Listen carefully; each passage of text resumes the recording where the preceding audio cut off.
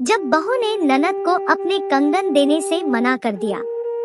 2-3 दिनों के बुखार ने जैसे गायत्री जी के शरीर को तोड़कर रख दिया था। बुखार तो अब नहीं था, लेकिन कमजोरी थी जो जाने का नाम ही नहीं ले रही थी। ऊपर से गायत्री जी को अपनी बहू काजल की भी चिंता हो रही थी। ना जाने कैसे वो अकेले सब कर रही होगी।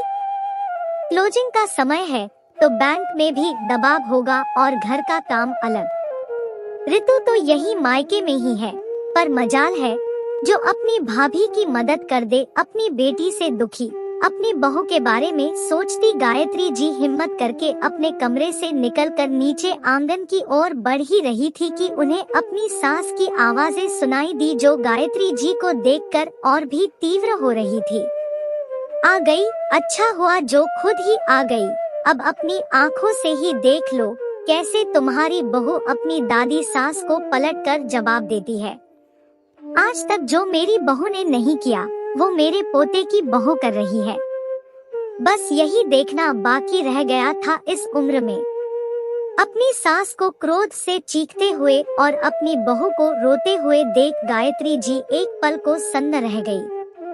आखिर ऐसा क्या हो गया माँ जी? आप इतनी नाराज क्यों हैं काजल से? बहू तो समझदार और सुलझी हुई लड़की है, फिर वो ऐसी क्या गलती कर बैठी? मैं बताती हूँ मम्मी, मैंने भाभी से उनके कंगन क्या मांग लिए तो उन्होंने साफ साफ मना कर दिया देने से। फिर कौन सा हमेशा के लिए ले रही थी मैं इनके कंगन? मैंने सोचा ससुराल में फंक्शन है तो भाभी के कंगन पहन लेती हूँ, बाद में लौटा दूंगी। गायत्री जी की बेटी ऋतु बिना एक पल की देरी किए अपनी भाभी काजल की शिकायत की पोटली खोलकर बैठ गई। गायत्री जी समझ गई कि आखिर माजरा क्या है, और आखिर समझती क्यों ना अपनी सास के कठोर और बेटी के लालची स्वभाव को उनसे अधिक कौन जानता था। गायत्री जी की सास ने हमेशा गायत्री जी को दबाकर रखा था। इकलौती बहू थी गायत्री घर की, और उनकी सास को ये डर था कि कहीं बहू अपने मन की ना करने लगे। इसलिए शुरू से ही साम दाम दंड भेद सभी तरीके अपनाकर अपने बेटे को उन्होंने अपने बस में कर रखा था।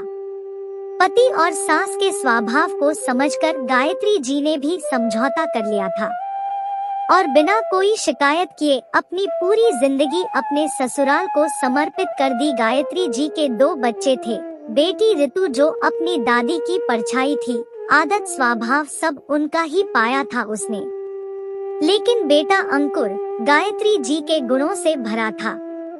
तभी तो जब अंकुर ने गायत्री जी को काजल के बारे में बताया तो बिना किसी संदेह गायत्री जी ने काजल को अपनी बहू स्वीकार कर लिया। वो जानती थी उनके बेटे की पसंद उनसे अलग हो ही नहीं सकती। काजल थी भी बहुत प्यारी। बचपन में माता पिता की मृत्यु के बाद चाचा चाची के घर अभावों में पल कर भी उसने अपने बल पर बैंक में नौकरी पा ली थी। सुंदर इतनी कि जो भी देखे तो बस देखता ही रह जाए। वही ऋतु शादी के बाद भी अक्सर मायके में ही नजर आती, और जब भी आती ससुराल में लड़ झगड़ कर ही आती।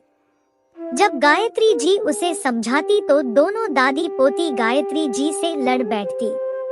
अगर काजल मना कर रही है तो उसका कुछ तो कारण होगा माँ जी, वरना आज तक ऋतु ने अपनी भाभी की जिस भी चीज पर हाथ रखा है काजल ने बिना देर किए वो चीज ऋतु को दी है। क्यों ऋतु, सही कह रही हूँ ना मैं? तो कौन सा एहसान किया है? ननद है ऋतु, हक है उसका। ऋतु कुछ बोलती उससे पहले ही उसकी दादी ऋतु की वकालत करने लगी। क्या बात है काजल, तुम बताओ? गायत्री जी ने काजल से पूछा।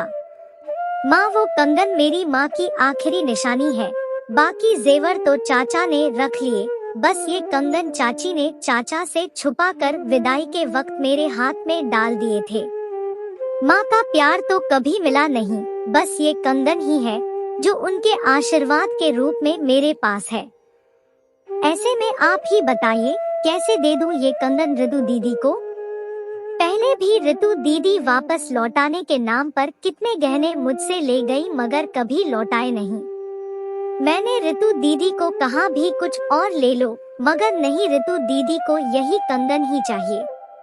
माँ, बस इतनी सी बात के लिए दादी और ऋतु दीदी ने मुझे कितना सुनाया, काजल सिसकते हुए बोली।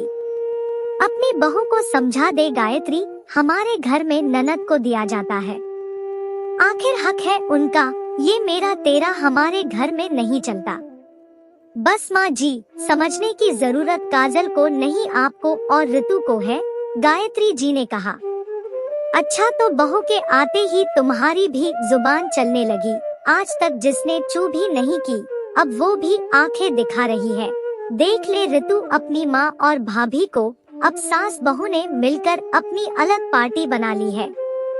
सही कह रही हूँ मैं माँ जी, आज तक मैं चुप रही, आज तक सब कुछ चुपचाप सहती रही, कभी कोई शिकायत नहीं की, मगर अब नहीं सहूंगी।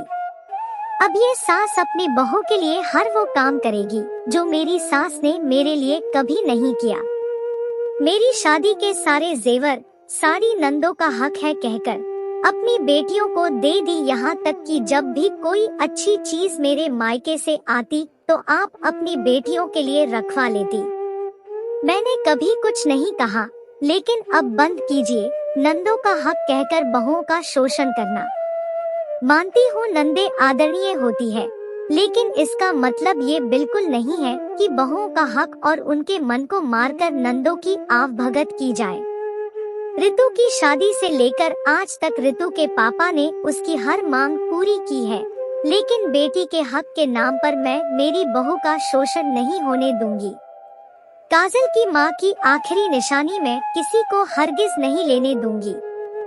भाग्यशाली है आप माँ जी कि काजल जैसी सुलझी और सरल स्वभाव की पोता बहू आपको मिली है।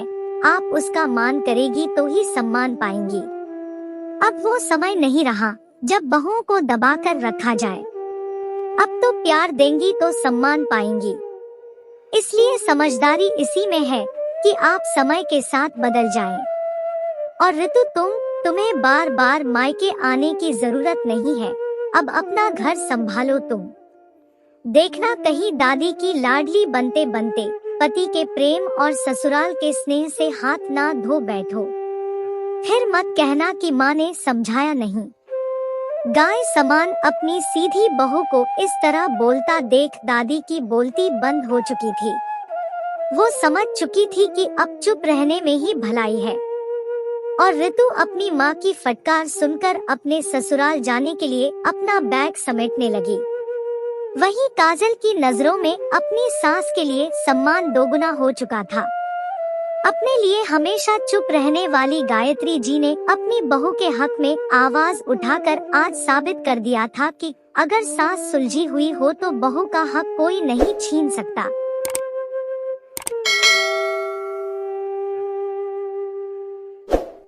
बहू, क्या तुम्हारा बेटा मेरा कुछ नहीं लगता? सुहाना और उसकी सास रेवती जी में आज किसी बात को लेकर तू मैं हो गई। बात इतनी बढ़ गई कि सुहाना अपनी सास से बहुत ज्यादा गुस्सा हो गई। रात को जब खाने का समय हुआ तब भी सुहाना खाना खाने नहीं आई। आखिर रेवती जी ही सुहाना के लिए एक थाली में खाना लेकर उसके कमरे में चली गई। अपनी सास को खाना लाता देख सुहाना ने एक बार फिर नाराजगी दिखाई। मुझे नहीं खाना, सुहाना बोली। ठीक है, गुस्सा कर ले, पर खाने पर नहीं, खाना तो खा ले, बाद में फिर गुस्सा कर लेना, चेहरे पर मुस्कान लाकर रेवती जी बोली। लेकिन सुहाना कुछ ज्यादा ही नाराज थी। रेवती जी बोली, आज जब मैं सास बनी हूँ तो मुझे मेरे बहू वाले दिन याद आ गए। चल तुझे एक किस्सा सुनाती हूँ। बात उन दिनों की है जब तेरा पति आरव सिर्फ 4 साल का था। उसकी किसी गलती पर मेरी सास ने उस पर हाथ उठा दिया। मैं बड़े गुस्से में बोली, मम्मी जी आपने आरव पर हाथ क्यों उठाया? वो बच्चा है, कोई गलती कर दी थी तो हाथ उठाने की क्या जरूरत थी? उसको कैसे सुधारना है, कैसे रखना है, ये मेरी जिम्मेदारी है। आप आगे से इसमें कोई दखलंदाजी ना करें। मैं बिना सोचे समझे अपनी सास से बोले जा रही थी। रेवी पोता तो वो मेरा भी है, क्या मेरा उस पर इतना भी हक नहीं कि अगर वो कुछ गलती करे तो मैं उसे डांट सकूं? हाँ, तो हाथ उठाने की क्या जरूरत थी? आगे से आप ऐसा नहीं करेंगी। मेरी और तेरी दादी सास की बहस चल ही रही थी कि तेरे ससुर जी वहाँ आ गए। मेरा इस तरह बेलगाम बोलना उनसे बर्दाश्त नहीं हुआ और वह मुझ पर जोर से चिल्ला पड़े। अब तो मुझे ये ही लगने लगा था कि ये भी अपनी माँ की ही तरफदारी कर रहे हैं। बिना ये सोचे समझे कि गलती किसकी है, मैं अपनी सास से गुस्सा हो गई। छोटी छोटी बातें कई बार इतना बड़ा रूप ले लेती है कि हम समझ नहीं पाते कि मूल बात क्या थी, और जिद व बहस हमारे जीवन में इस तरह घुसपैठ कर जाती है कि हमारे सोचने के तरीके को ही बदल देती है। इस बात के बाद दिन निकलते गए। मेरा और तेरे ससुर जी का रिश्ता तो वापस सामान्य हो गया, लेकिन मैं अपनी सास से अभी भी नाराज ही थी। तेरी दादी सास स्वभाव से बहुत ही शांत महिला थी। बिना किसी बात के वो गुस्सा नहीं करती थी। वह जानती थी कि ये जो भी कुछ हुआ है वह हर सास बहू के बीच होता है। जहाँ चार बर्तन होंगे तो आपस में आवाज भी तो करेंगे ही, लेकिन मेरी नादानी हमारे रिश्ते को सामान्य होने ही नहीं दे रही थी। मेरी सास घर में कुछ भी खाने के लिए बनाती तो मैं या उसे खाती ही नहीं थी या फिर बहुत ही बेमन से थोड़ा सा चख लेती थी, लेकिन बदले में उन्होंने कभी मेरे साथ ऐसा बर्ताव नहीं किया। उन्हें पूरा यकीन था कि कभी कभी तो मेरे व्यवहार में बदलाव आएगा ही, और वह मौका भी आ गया। एक दिन सुबह सुबह सासू जी ने सर्दियों के लड्डू बनाए और जब मैं खाना खाने बैठी तो मेरी थाली में भी एक लड्डू परोस दिया। मैंने अपने स्वभाव के अनुसार लड्डू का 1/4 हिस्सा लेकर बाकी का लड्डू डिब्बे में डाल दिया। सासू माँ ने एक बार फिर कोशिश की, रेवती एक लड्डू तो खा लो बेटा। नहीं मम्मी, मुझे ये ज्यादा पसंद नहीं है। इतना कहकर मैंने बात खत्म कर दी। उसी रात मेरे भाई भाभी का आना हुआ। भैया भाभी को अचानक आया देख मैं तो खुशी से फूली नहीं समा रही थी, लेकिन मेरे मन में ये डर भी था कि सासू माँ कहीं मेरी शिकायत उनसे ना कर दे। सासू माँ उस समय खाना खा रही थी। जैसे ही मेरी भाभी अंदर आई, उन्होंने मेरी सास के पाँव छुए। अपने साथ लाए हुए डिब्बे में से सर्दी का लड्डू निकाल कर बोली, मम्मी जी जरा चख कर तो बताइए कैसे बनाए हैं। मैंने लड्डू, हम यही पास में ही बाजार किसी काम से आ रहे थे तो सोचा थोड़े लड्डू आप लोगों के लिए भी ले चले। मेरी भाभी के दिए लड्डू को सासू जी ने न केवल बड़े चाव से खाया, साथ ही लड्डू की भरी पूरी प्रशंसा भी की। यह सब देखकर मुझे बहुत शर्मिंदगी महसूस हुई। अब बारी मेरी थी। जैसे ही भाभी मुझे लड्डू खिलाने लगी, मैं बोल पड़ी, भाभी मुझे ये लड्डू ज्यादा पसंद नहीं है। अरे दीदी, आपको कब से ये लड्डू पसंद नहीं आने लगे? मैंने तो जब से शादी के बाद देखा है, आपने तो ये लड्डू बड़े ही चाव से खाए हैं। मेरी हालत तो काटो तो खून नहीं जैसी थी। सुबह जिन लड्डुओं के लिए अपनी सास को मना कर दिया था, उनकी पोल आज भाभी ने खोल दी थी, और इतनी ही देर में भाभी ने लड्डू मेरे मुंह में घुसा दिया। बताओ तो दीदी कैसे बने हैं ये लड्डू? हाँ भाभी, स्वादिष्ट बने हैं। बात को संभालते हुए मैंने फिर बोला, रुको भाभी, मम्मी ने भी सुबह लड्डू बनाए थे, मैं भी आपके लिए लेकर आती हूँ। लड्डू चखते ही मेरी भाभी बोली, मम्मी जी मानना पड़ेगा, आपके हाथ में तो जादू है। जो स्वाद आपके बनाए लड्डू में है वो मेरे लड्डू में तो आया ही नहीं। थोड़ी देर बाद भैया भाभी तो चले गए, मगर मेरा सर शर्म से झुका जा रहा था। कितने महीनों से मैं अपनी सास के बनाए हुए खाने का अपमान करे जा रही थी। मैंने कभी ये भी नहीं सोचा कि मैं न केवल सासू जी का अपमान कर रही हूँ, बल्कि अन्न का भी अपमान कर रही हूँ। थोड़ी देर बाद सासू जी अपने कमरे में सोने जा चुकी थी। मैंने देखा कमरे की लाइट जल रही है, तो मैं उनसे बात करने के लिए चली गई। क्या हुआ रेवती बेटा, कुछ काम है? मम्मी मुझे माफ कर दो, मैंने कितने महीनों से आपसे सीधे मुंह बात नहीं की है। सुबह भी जब आपने मुझे लड्डू दिया तो मैंने उसका अपमान किया, और आज जब भाभी लड्डू लाई तो आपने एक बार भी नाराजगी नहीं दिखाई। आपने तो उस दिन की बात भी उनसे नहीं करी और मेरी शिकायत भी नहीं की, लेकिन मैं कब से मन में आपके लिए बैर भाव पाले बैठी थी। आपकी सौम्यता ने आखिरकार मेरी अकड़ तोड़ ही दी। मैं आपसे उस दिन के लिए माफी मांगना चाहती हूँ। गलती आरव की ही थी, मैं बेवजह ही आप पर चिल्ला पड़ी।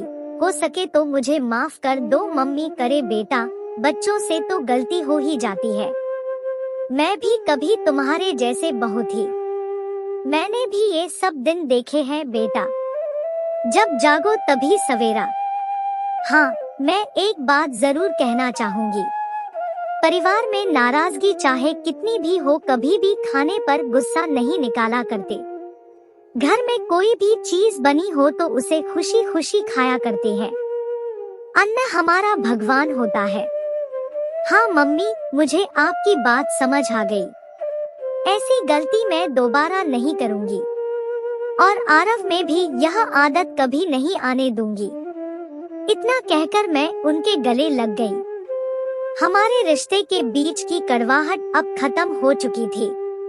रेवती जी सुहाना को अपनी कहानी सुनाकर अतीत के पन्नों में कहीं खो सी गई थी कि तभी उन्हें एहसास हुआ कि कोई उन्हें खाना खिला रहा है। देखा तो उनकी बहू सुहाना की आंखों में आंसू थे और वो अपने हाथों से उन्हें खाना खिला रही थी। मम्मी जी, मैं समझ गई आप मुझे क्या समझाना चाहती है। मैं भी आपसे वादा करती हूँ कि आगे से कभी खाने पर गुस्सा नहीं करूँगी। मुझे भी आप आज की गलती के लिए माफ कर दीजिए।